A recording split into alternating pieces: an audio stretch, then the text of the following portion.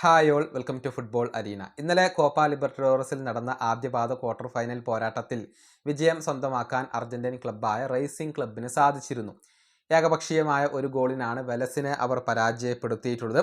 മത്സരത്തിൻ്റെ 54-ാമത്തെ മിനിറ്റിൽ Adrian Martinez ആണ് ഇവരുടെ വിജയ ഗോൾ സ്വന്തമാക്കിയിട്ടുള്ളത്.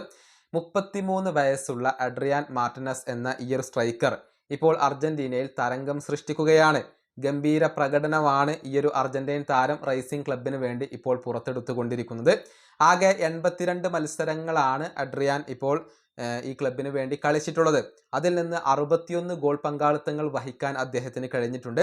50 ഗോളുകളും 11 അസിസ്റ്റുകളും അഡ്രിയാൻ സ്വന്തമാക്കിയിട്ടുണ്ട്. കോപ്പ ലിബർട്ടഡോറസിലെ നിലവിലെ ടോപ്പ് സ്കോറർ ഈ താരമാണ്. അതായത് 9 മത്സരങ്ങളിൽ നിന്ന് 7 ഗോളുകൾ സ്വന്തമാക്കാൻ അദ്ദേഹത്തിന് കഴിഞ്ഞിട്ടുണ്ട്. നമുക്കറിയാം, സൗത്ത് അമേരിക്കയിലെ ചാമ്പ്യൻസ് ലീഗാണ് കോപ്പ ലിബർട്ടഡോറസ്. അവിടെ മികച്ച പ്രകടനം നടത്താൻ അദ്ദേഹത്തിന് കഴിയുന്നു. മാത്രമല്ല, ബിഗ് മാച്ചുകളിൽ ഗോളടിക്കാൻ കഴിയുന്നു എന്നുള്ളതാണ് ഈ ഒരു അർജന്റീൻ സ്ട്രൈക്കറുടെ പ്രത്യേകത. അതിൻ്റെ കണക്കുകൾ നമുക്കൊന്ന് പരിശോധിക്കാം. അതായത് സുഡാമേരിക്കാനയുടെ പ്രീ ക്വാർട്ടറിൽ ഗോളടിക്കാൻ അദ്ദേഹത്തിന് കഴിഞ്ഞിട്ടുണ്ട്. അതുപോലെ തന്നെ സുഡാമേരിക്കാനയുടെ ക്വാർട്ടർ ഫൈനലിലും അതുപോലെ തന്നെ ഫൈനലിലും ഗോളടിക്കാൻ അദ്ദേഹത്തിന് കഴിഞ്ഞിട്ടുണ്ട്. കൂടാതെ സുഡാമേരിക്കാന റീകോപ്പയിലും ഗോളടിക്കാൻ അദ്ദേഹത്തിന് കഴിഞ്ഞിട്ടുണ്ട്.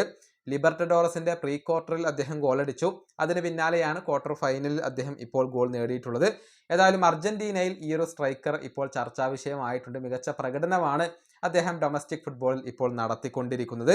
പക്ഷേ ഈ പ്രായത്തിൽ അർജന്റീന ദേശീയ ടീമിൽ ഇടം നേടുക എന്നുള്ളത് അഡ്രിയാനെ സംബന്ധിച്ചിടത്തോളം ബുദ്ധിമുട്ടുള്ള ഒരു കാര്യമായിരിക്കും.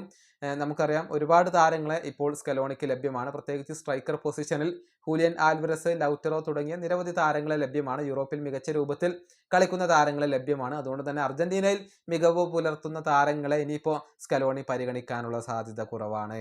ഈ വീഡിയോ അവസാനിപ്പിക്കുന്നു. അടുത്തൊരു വീണ്ടും കാണാം.